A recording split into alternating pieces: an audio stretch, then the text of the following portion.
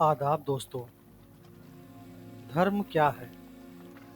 अध्यात्म या सांसारिक जीवन, ईश्वर की उपासना करना या खुद को जानना, अमृत पान करना या विष पान करना, अहिंसा करना या हिंसा करना, दया करना या निर्दयी होना, प्रेम करना या नफरत करना, सत्य बोलना या असत्य बोलना। आखिर क्या है ये धर्म? अगर मैं अपने दिल की बात कहूँ तो धर्म इन सब के बीच की कड़ी है।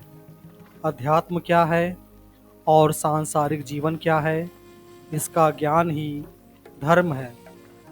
और साथ ही साथ धर्म यह भी है कि अध्यात्म के साथ साथ सांसारिक जीवन को कैसे जीना है, खुद को जानते हुए ईश्वर को कैसे मानना है, अमृत कब पीना है और विष कब पीना है, अहिंसा का पालन कब करना है और अहिंसा को बनाए रखने के लिए हिंसा कब करना है, दया के साथ साथ किसके प्रति निर्दयी होना है, कब प्रेम करना है और कब नफरत करना है, इसका ज्ञान ही धर्म है।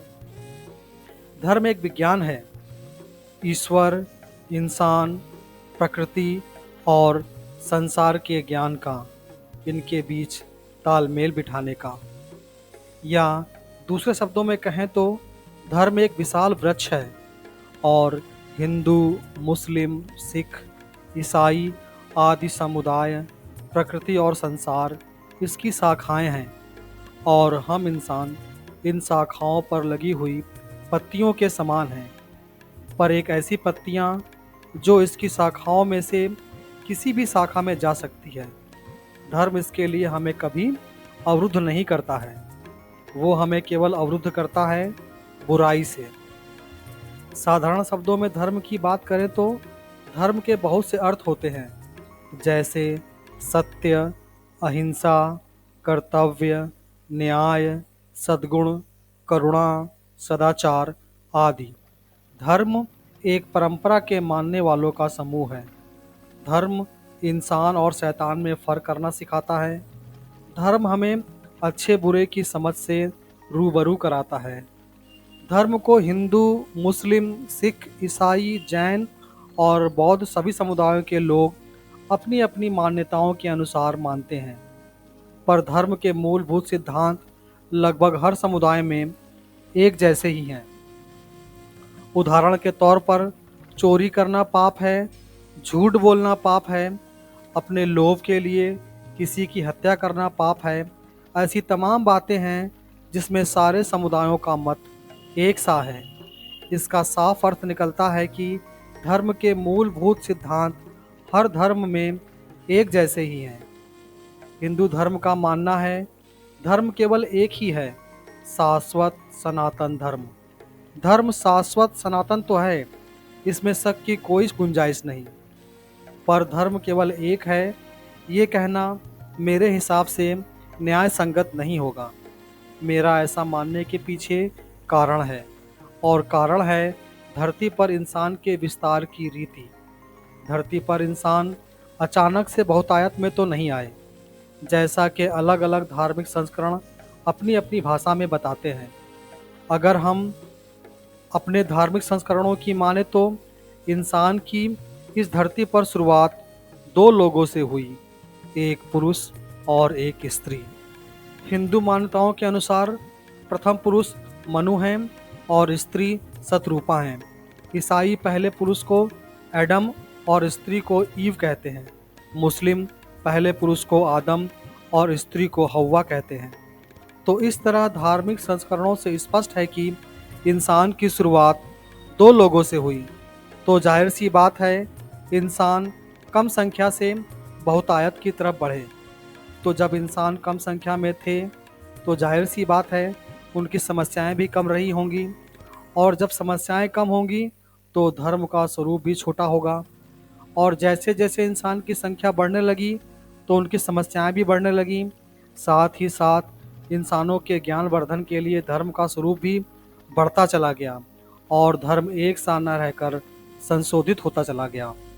हाँ, धर्म संस्करण भले ही संशोधित होते चले गए, पर धर्म ने अपने मूल सिद्धांतों का त्याग कभी नहीं किया। वो अपने हर संस्करण में सत्य, अहिंसा, कर्तव्य, न्याय, सद्गुण, करुणा, सदाचार आदि की बातें करता रहा। पर इंसान के घालमेल और चरित्र बदलने के कारण धर्म ने भी इंसानों के भले के लिए, इंसानों को सही गलत की परख कराने के लिए अपने आप को संशोधित किया, ताकि इंसान अपने मूल कर्तव्यों से ना भटक जाए। मैं मुस्लिम समुदाय से संबंध रखता हूँ और धर्म के अरबिक संस्करण को मानता हूँ। और धर्म का अरबिक संस्करण यानी कुरान धर्म के संशोधन की बात करता है। वह कहता है कि मैं तुम्हारे लिए आया हूँ ताकि तुम्हें कुछ बातों की इजाज़त दे दूँ जो तुम पर हराम कर दी गई थीं, और तुम्हें कुछ बातों से रोक दूँ। कुरान के द्वारा इस वाणी ये भी कहती है कि मैंने तुम्हारे उद्धार के लिए अलग अलग भाषाओं में कई नबी भेजे जो तुम्हें समय समय पर सही राह दिखाते रहे, तो तुम उनकी बातों को मानो और अपने कर्मों को उनके अनुसार करते रहो। बाकी तुम्हें तो मैंने स्वतंत्रता प्रदान की ही हुई है, तुम जैसा कर्म करना चाहो करो, मैं हिसाब लेने के लिए बैठा ही हूँ। केवल मुस्लिम समुदाय ही नहीं, लगभग दूसरे अन्य समुदाय भी धर्म के लेखों को ईश्वरीय वाणी मानते हैं, पर कुछ समुदाय जैसे जैन और बौद्ध इस बात से इत्तेफाक नहीं रखते। जैन धर्म का अपना एक अलग ही धर्म है जो कहता है भगवान कोई अलग से नहीं होते, अपितु इंसान खुद की शुद्धता से भगवान बन सकता है। उनके अनुसार भगवान कुछ नहीं करता, मात्र जानता है, सब अपने कर्मों के उदय से होता है। जैन धर्म कहता है कोई बंधन नहीं है, तुम सोचो, समझो, विचार करो, फिर तुम्हें जैसा लगे वैसा शीघ्र करो। जैन धर्म इंसान को मन मुताबिक कर्म कांड करने की स्वतंत्रता प्रदान करता है। अगर मैं अपनी बात करूं तो यह बात सत्य नहीं है कि धर्म इंसान को मन मुताबिक कर्म कांड करने की स्वतंत्रता प्रदान करता है। धर्म इंसान की सीमा रेखा को निर्धारित करता है ताकि इंसान अपनी स्वतंत्रता का नाजायज़ फ़ायदा उठाकर अपने साथ साथ इस सृष्टि को भी नुकसान ना पहुंचा दे। और अगर कोई इंसान ऐसा करता भी है तो धर्म दूसरे इंसान के द्वारा उस इंसान का संहार कराकर इस सृष्टि को बचाता है, मानवता को बचाता है। अब बात करते हैं बौद्ध धम्म की। धम्म क्या है? प्रज्ञा, करुणा, शील व मैत्री धम्म है। इसमें प्रज्ञा और करुणा धम्म के दो प्रमुख स्तंभ हैं। यहाँ प्रज्ञा का अर्थ बुद्धि से है और बुद्ध ने प्रज्ञा को अपने इस धम्म के दो स्तंभों में से एक माना है, क्योंकि वे अंधविश्वास के लिए कहीं कोई स्थान नहीं छोड़ना चाहते थे। करुणा क्या है? करुणा से अर्थ दया और प्रेम से है, क्योंकि इसके बिना समाज ना तो जीवित रह सकता है और ना ही उन्नति कर सकता है। यही कारण है कि बुद्ध ने करुणा को अपने धम्म का दूसरा स्तंभ बनाया। बौद्ध धर्म के मानने वाले लोग कहते हैं कि धम्म धर्म से भिन्न है, पर मेरा मानना है कि धम्म धर्म का ही एक छोटा रूप है। धर्म विशाल है और धम्म उसकी सिर्फ एक छोटी सी शाखा मात्र है। ऐसा कहने के पीछे मेरे कुछ कारण हैं। धम्म तो केवल अपने आप को प्रज्ञा और करुणा के दो स्तंभों के बीच समेटे हुए है और कहता है, लोग कहते हैं कि धर्म तो व्यक्तिगत चीज़ है, इसे व्यक्ति को अपने तक ही सीमित रखना चाहिए, जबकि धम्म सामाजिक चीज़ है। इसलिए कहीं कोई व्यक्ति अकेला है तो उसे धम्म की कोई आवश्यकता है ही नहीं। धम्म को मानने के लिए कम से कम दो व्यक्तियों का होना अनिवार्य है। मेरा मानना इससे उलट है। मैं मानता हूँ कि धम्म मनुष्य को अकेला कर देता है, जबकि धर्म पूरी मानवता को साथ लेकर चलता है। धर्म जब भी बात करता है पूरी मानवता को सामने रखकर बात करता है। धम्म ने तो केवल बुद्धि और दया की बात की है, जबकि धर्म ने तो मनुष्य की हर छोटी बड़ी समस्या के निवारण की बात की है। धर्म में जहाँ एक तरफ अहिंसा करने वालों के लिए जगह है, तो वहीं दूसरी तरफ हिंसा करने वालों के लिए भी उसके दिल में जगह है। धर्म कहता है, तुमने दुनिया में अब तक जितने भी गुनाह किए हैं, जितने भी पाप किए हैं, मैं सब माफ़ कर दूंगा, क्षमा कर दूंगा, बस तुम सच्चे दिल से तौबा करके मेरी तरफ लौट आओ। धर्म इंसान को ताकत देता है, बड़ी से बड़ी बुराई के खिलाफ डटकर खड़े होने के लिए, उसे जड़ समेत उखाड़ कर फेंकने के लिए। अब प्रश्न ये उठता है कि जब धर्म इतना विशाल है, फिर मनुष्य धर्म के नाम पर एक दूसरे का कत्लेआम क्यों करता है, एक दूसरे से घृणा क्यों करता है? तो इसका उत्तर होगा, मनुष्य यहाँ धर्म को खाने पीने में खोजता है, पहनने ओढ़ने में खोजता है। अगर वो मेरी तरह नहीं खाता तो वो मेरे धर्म का नहीं, अगर वो मेरी तरह नहीं पहनता ओढ़ता तो वो मेरे साथ रहने के लायक नहीं। क्या यही धर्म है? क्या यही धर्म होना चाहिए? इस बारे में आप कमेंट बॉक्स में लिखकर बता सकते हैं। धर्म का अर्थ होता है धारण करना। जिसने उसको धारण किया वो उसी का हो गया। उसने नहीं देखा कि जो व्यक्ति मुझे धारण करने आया है वो किस समुदाय से आता है। धर्म तो बस केवल स्वागत करता है, इंसान को इंसान बनाता है। धर्म किसी जगह में नहीं कि अगर वो किसी एक समुदाय की हुई तो वह उसमें दूसरे समुदाय को जगह नहीं देगा। धर्म तो सार्वजनिक है, जिसे कोई भी धारण कर सकता है।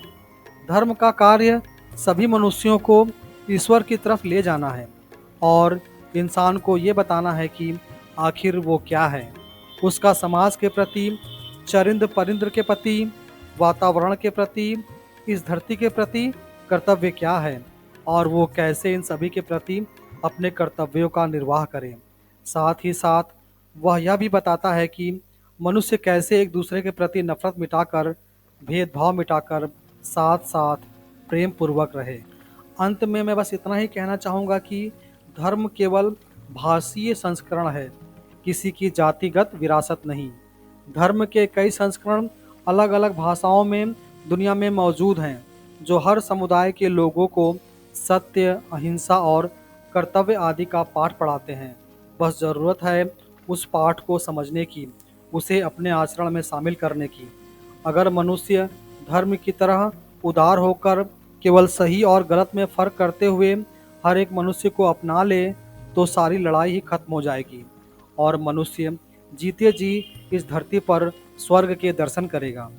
मैं ईश्वर से यही दुआ करता हूँ कि ईश्वर हर इंसान को सद्बुद्धि दे, हर इंसान के हृदय में भाईचारा बढ़ाए, ताकि उनके हृदय में नफ़रत के लिए कहीं कोई जगह ही ना बचे और हमारी पृथ्वी फले फूले। मेरा धर्म पर बनाया गया वीडियो आपको कैसा लगा, कमेंट बॉक्स में ज़रूर बताएं और साथ ही मेरे चैनल को लाइक, सब्सक्राइब और शेयर भी करें। दोस्तों, मेरे अगले वीडियो का शीर्षक है लक्ष्य, जिसमें मैं इंसान के लक्ष्य के विषय में बात करूंगा। तब तक के लिए विदा लेता हूं। बहुत बहुत धन्यवाद।